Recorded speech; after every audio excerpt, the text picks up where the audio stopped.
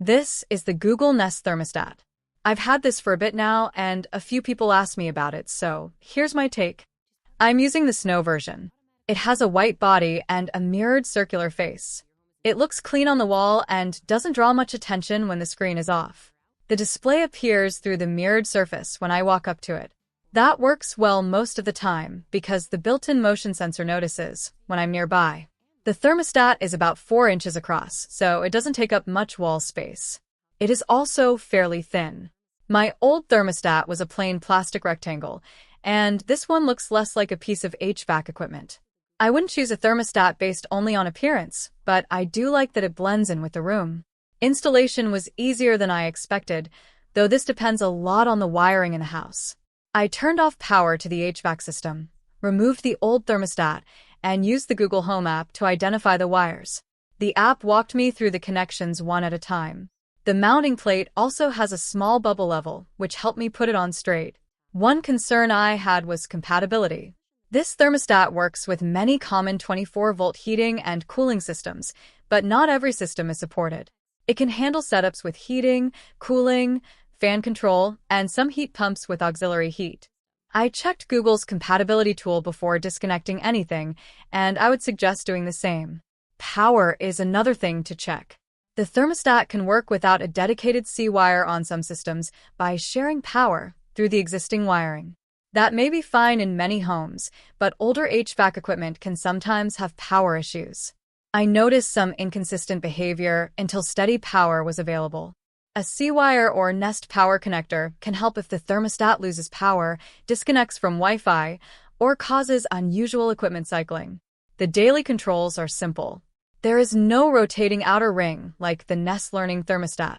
Instead, I slide a finger along the touch strip on the right side and tap it to choose an option. It responds quickly, but I still prefer the feel of a physical dial. The strip can also be awkward to reach if the thermostat is mounted close to a wall corner on its right side. Most of the time, I don't touch the thermostat itself. I adjust it through the Google Home app. I can change the temperature, switch between heating and cooling, edit the schedule, or check the current humidity. Remote access has been useful when I'm away and want to confirm that the system is running at a sensible temperature. Scheduling is straightforward. I set different temperatures for the morning, daytime, evening, and night. The important detail is that this model does not learn my schedule automatically. I had to create the schedule myself. I actually prefer having direct control, but someone expecting the thermostat to study daily habits and build a schedule on its own may be disappointed. The home and away routines have also been useful.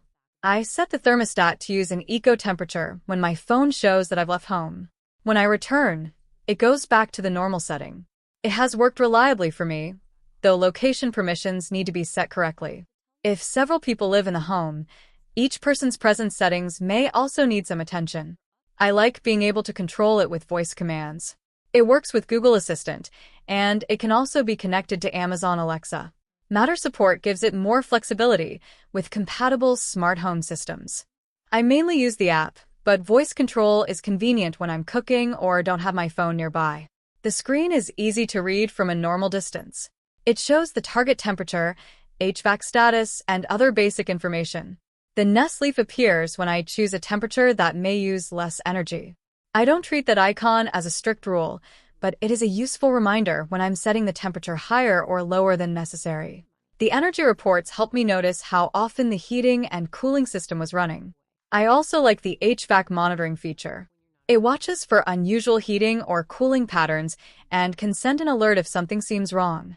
It cannot diagnose every equipment problem, but an early warning can still be helpful.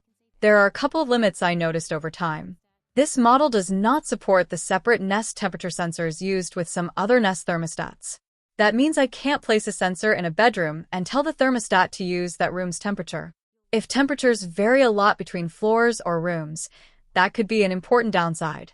A trim plate is not included in the standard package either. My old thermostat left marks and mounting holes on the wall, so I had to decide whether to patch the area or buy a separate trim plate. It is a small detail, but it is worth checking before installation. Compared with the Nest Learning thermostat, this model is simpler and usually costs less. It gives up the rotating ring, automatic schedule learning, remote room sensor support, and compatibility with some HVAC systems. Compared with a basic programmable thermostat, it gives me app control, voice control, home and away routines, energy reports, and system alerts.